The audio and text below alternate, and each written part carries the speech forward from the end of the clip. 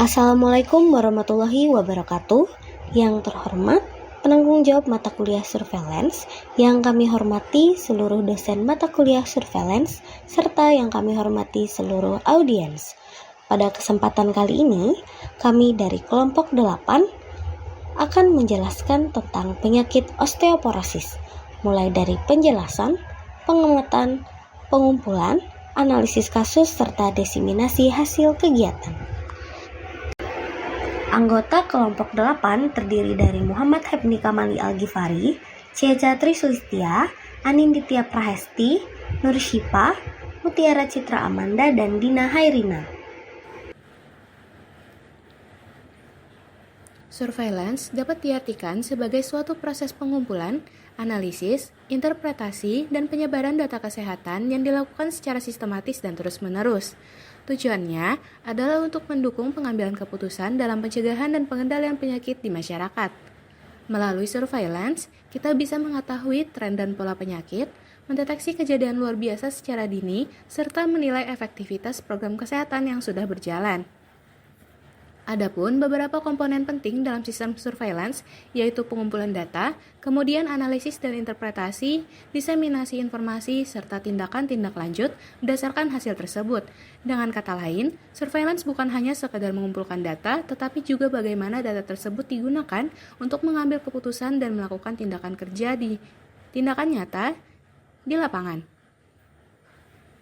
Surveillance menjadi mata dan telinga sistem kesehatan masyarakat, karena tanpa data yang baik, maka kebijakan kesehatan pun tidak akan tepat sasaran.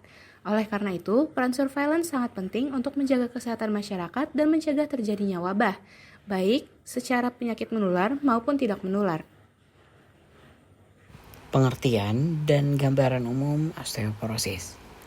Osteoporosis merupakan penyakit metabolik tulang yang ditandai oleh penurunan massa tulang dan gangguan mikroarsitektur jaringan tulang yang menyebabkan tulang menjadi rapuh dan mudah patah, yang sehingga dapat mengakibatkan trauma ringan. Secara patofisiologis, osteoporosis terjadi karena ketidakseimbangan antara aktivitas osteoblas atau pembentuk tulang dan osteoklas, paresorpsi tulang, yang mana pada contohnya itu pada wanita dapat terjadi pasca menopause, yang mana dapat menurunkan kadar estrogen sehingga mempercepat resorpsi tulang. Sedangkan untuk pria, contohnya itu bisa terjadi pada pria lanjut usia sehingga terjadi penurunan hormon testosteron dan gangguan metabolisme vitamin D. Pada bagian ini, saya akan menjelaskan mengenai komponen pengamatan dalam surveillance osteoporosis. Surveillance dilakukan untuk memantau kejadian, faktor risiko, pelayanan kesehatan, hingga dampak terhadap kualitas hidup masyarakat. Yang pertama, dalam pengamatan kejadian dan prevalensi osteoporosis. Tujuannya untuk mengetahui seberapa besar beban penyakit di masyarakat.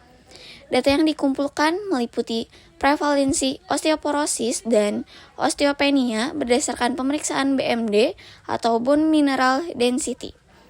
Insiden fraktur akibat osteoporosis seperti fraktur panggul, tulang belakang, dan pergelangan tangan, serta angka kekambuhan dan angka kematian setelah fraktur osteoporotik.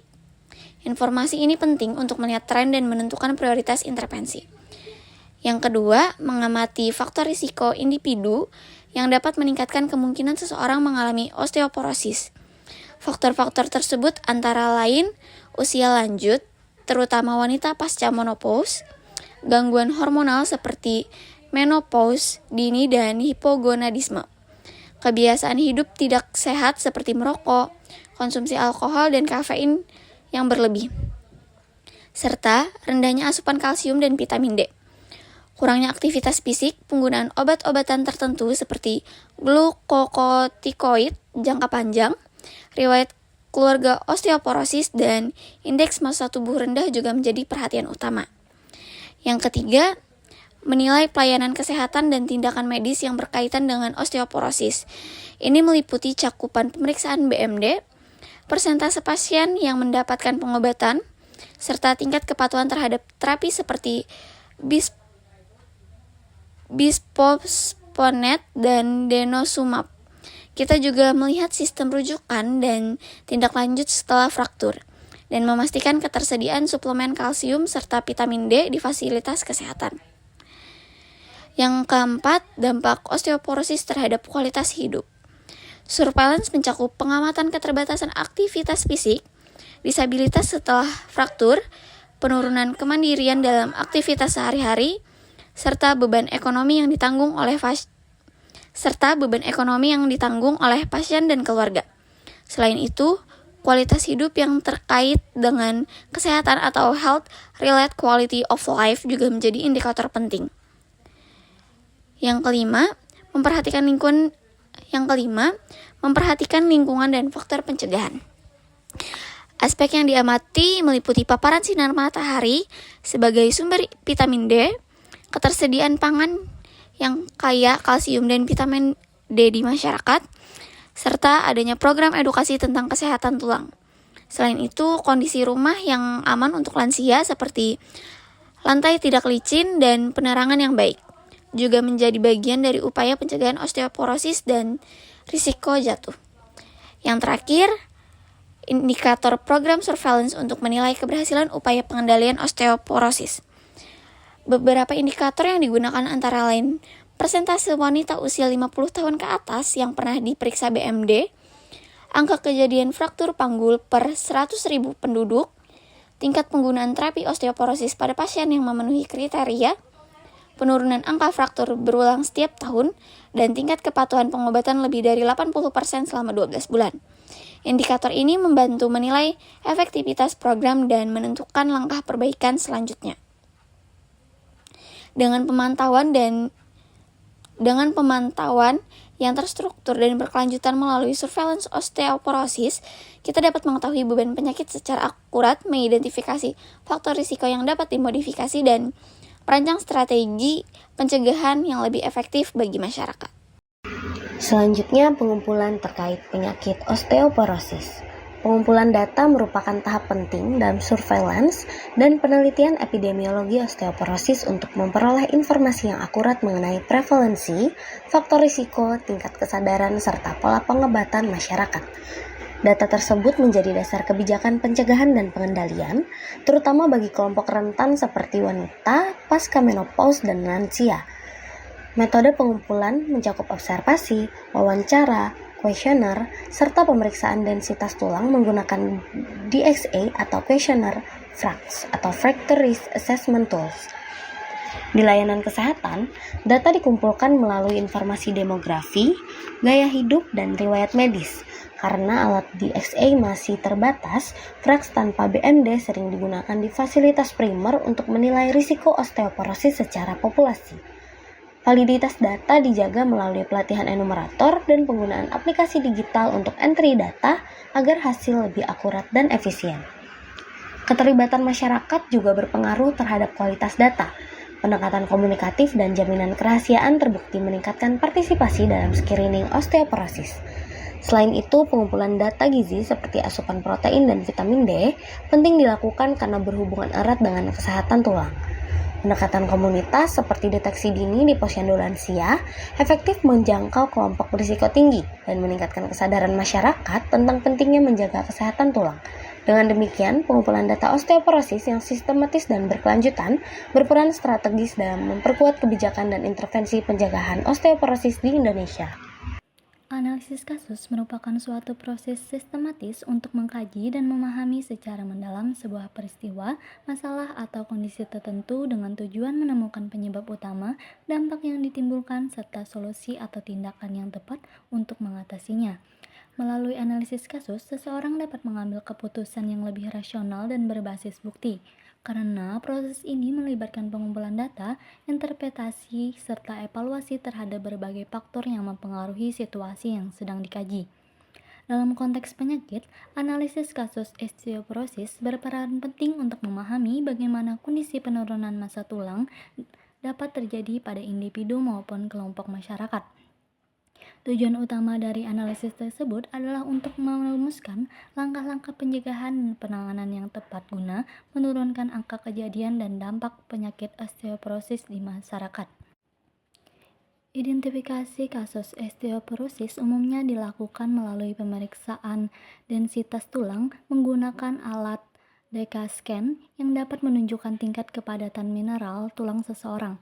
Selain itu, riwayat kesehatan individu juga menjadi pertimbangan penting dalam menentukan risiko terjadinya osteoporosis. Berdasarkan data dari Kementerian Kesehatan Republik Indonesia, prevalensi osteoporosis di Indonesia menunjukkan angka yang cukup tinggi. Pada wanita berusia 50-80 tahun, sekitar 23% diketahui mengalami osteoporosis, dan angka ini meningkat hingga 53% pada wanita berusia di atas 80 tahun. Beberapa hasil penelitian lokal juga memperkuat temuan tersebut. Misalnya, studi tahun 2004 yang melaporkan bahwa sekitar 48% lansia mengalami osteoporosis dan 30% lainnya berada dalam kondisi osteopenia, yaitu tahap awal sebelum osteoporosis. Data ini menegaskan bahwa osteoporosis masih menjadi masalah kesehatan masyarakat yang signifikan, terutama pada kelompok usia lanjut dan wanita pasca menopause. Kondisi tersebut mencerminkan perlunya upaya pencegahan dan pengendalian yang lebih intensif melalui berbagai pendekatan, seperti peningkatan edukasi masyarakat tentang pentingnya nutrisi seimbang kaya kalsium dan vitamin D, anjuran untuk rutin aktivitas fisik, serta pemeriksaan dini kepadatan tulang kepada kelompok berisiko tinggi. Dengan melakukan analisis kasus osteoporosis secara menyeluruh, diharapkan dapat diidentifikasi faktor-faktor yang menyebabkan adanya dominan di masyarakat Indonesia, sehingga strategi pencegahan dan intervensi dapat dirancang lebih efektif sesuai dengan kebutuhan dan karakteristik populasi setempat. Desiminasi hasil merupakan tahap akhir dari siklus kegiatan epidemiologis dan bertujuan untuk menyebarluaskan hasil pengamatan, pengumpulan, dan analisis kepada berbagai pemangku kepentingan. Hasil kegiatan desiminasi menjadi dasar dalam pengambilan keputusan kebijakan kesehatan dan penyusunan strategi pencegahan osteoporosis di tingkat lokal maupun nasional. Desiminasi dapat dilakukan melalui laporan tahunan Dinas Kesehatan, seminar ilmiah, publikasi jurnal, maupun media edukatif seperti poster dan brosur untuk masyarakat. Bagi tenaga kesehatan, laporan teknis berisi indikator kinerja seperti jumlah pasien screening, cakupan pemeriksaan DXA, serta tingkat kepatuhan terapi sangat penting untuk evaluasi program. Sedangkan bagi masyarakat, pesan yang perlu disampaikan meliputi pentingnya asupan kalsium dan vitamin D, olahraga bebas ringan, pencegahan jatuh, dan pemeriksaan dini bagi kelompok beresiko tinggi. Melalui kegiatan desiminasi yang efektif, diharapkan pemahaman masyarakat terhadap osteoporosis meningkat, deteksi dini lebih optimal, dan angka kejadian patah tulang dapat ditekan melalui intervensi yang tepat sasaran. Berikut adalah referensi yang kami gunakan untuk menjelaskan materi pada video ini. Berikut adalah referensi yang kami gunakan untuk menjelaskan materi pada video ini.